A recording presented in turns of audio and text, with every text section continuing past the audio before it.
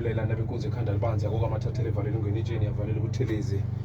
sikula ke TV namhlanje sila khona kwi-Best Radio kanye nomhlonishwa inkosi ke yabacebe ekhulu ilunga leParliament kuzwelonke aphinde futhi abe uhlalo wamakhosi ke la kwi-district eseKing Citshwayo sinaye namhlanje bakehambelela emthonjaneni ukhona ke undunankulu wesifundazwe saKwaZulu Natal umnumzane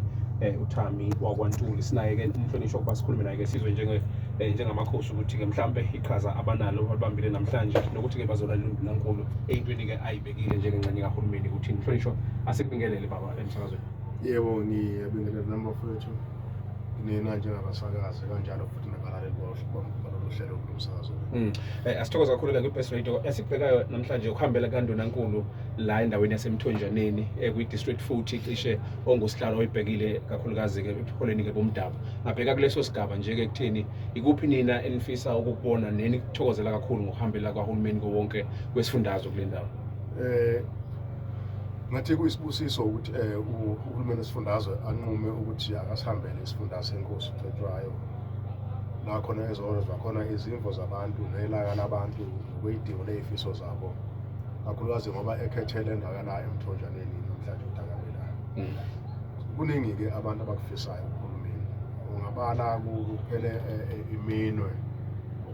uma uzawubala ngeminwe ukuthi yinani ezidingo kodwa ke okukhulu kakhulu izinto enzophawula ngazo mhlambe eseyiphawuliwe ngaphakathi endlini. Kusukume inkosi yasobuka inkosi uPhiliyela egameni lamakhosi iyamukela nokwesekela uhlelo kandunankulu uyakuveza ukuthi singamakhosi siyafisa ukuthi uhulumeni akasilekelele ngokuthi wakhiwe amadamu kwenzelwe imfuyo ikwazi ukuphuza ngoba isimo sezulu sokuguquguquka kwesimo sezulu sisilimaza kakhulu esimeni samanzi imfula iyasha so ke akube khona uhlelo ukuthi amanzi agcine ngokuthi umntu amadamu ukuze imfuyo ibe nayo indawo yokuphuza one. Okwesibili uhlelo ukuthi kube khona amadip ngoba kunesifo se-foot and mouth lesi spirit leyo esesenza ukuthi ngisho nomkhiqizo wemfuyo konye inyama ingasakwazi nokuthi iphume ezweni iye emazweni angaphandle ngokahulumeni wethu kanjalo futhi kuyasithinta ke njengezakhamuzi ngoba ngisho nabanumzana abafisa ukuyokwakha ubuhlobo sekulikhulu ukuthi aqhube inkomo zakhe ziwele imfolozi ayephesha kwemfolozi ngalena esuka la eKing Citshwayo ngoba akusekho ukuthi impahla kufuneka ihambe ngohlobo nesuka ngale ngaphesha izanele ivulekile-ke indaba ye-foot and mouth. So ngesinye sesicelo esikhona ke ngakhosi ukuthi asicela ukwelekelela ukuthi uvuke amadibha ukuze ukwazi ukuzosizakala ukuthi sijove impahla nanokuthi ke futhi okunye kwakho ukuthi kube khona nanemithi-ke emadipini kuyaziwa ukuthi sisuka esikhathini la khona uhulumeni ubukhona wabamhlophe nokanye mhlawumbe ulimo luthiwa amabhulu uhulumeni ubukhona ubuyelekelela kakhulu ukuthi amadibha ahlale sesimeni futhi ubuyelekelela ukuthi ngesikhathi kuzogonywa imfuyo so kuhamba ngenxa yamagencegence ngizosho njalo eminyango kahulumeni kwagcina lehla izinga lokuxhaswa nokwelekelela kwabafuyi basemakhaya. Siyazi sonke ukuthi emakhaya abafuyi benkomo abanayo imali ngoba abafuyele ukudayisa noma ukuhweba ngey'nkomo bafuyele ukugcina imisebenzi yasemakhaya udayisa kuphela umnumzane uma ngabe efuna mhlawumbe ukuyothengisa ekubeni esake emseleni uzidla iy'ngane noma iy'ngane ziye esikoleni funa kokhokhwa ey'koleni ey'nkulu lezi ey'khokhelwa amalokwana ama-1,000 ey'mali funa umnumzane akwazi ukuthi adayiseke ukuze akwazi ukufezeka lawo mabhuku nokugcina-ke imisebenzi yamasiko emakhaya. So-ke okukhulu kakhulu-ke lokho ukuthi siyacela uhulumeni akalekelele ngalezi iy'nhlelo ohlangothini lwabafuyi ngoba abakhosi akhulumela abafuyi ngoba indoda ngesibaya kwaZulu. Okunye-ke okukhulumekayo futhi nokugcizelekayo udaba oluthinta inhlalo nje-ke inhlalakahle emphakathini. Siney'nkinga ey'nkulu zobugebengu bokungenelwa kwabantu bedutshulwe bebulawe endlini lapho khona sithi siyakhuleka ukuthi undunankulu weprovinsi naye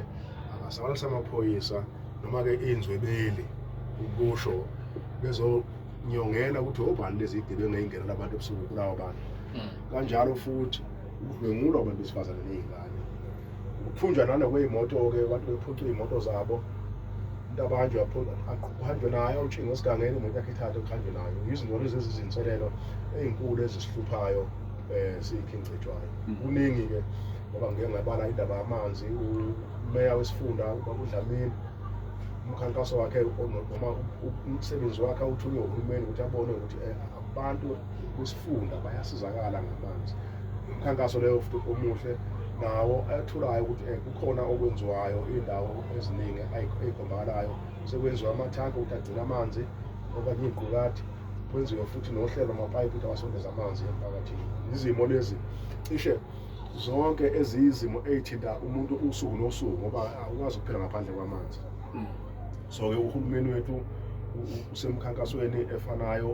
asekwenzile okuningi ngoba nje siyila eMthonjaneni lokho efike ekuseni uNdunankulu nethimba lonke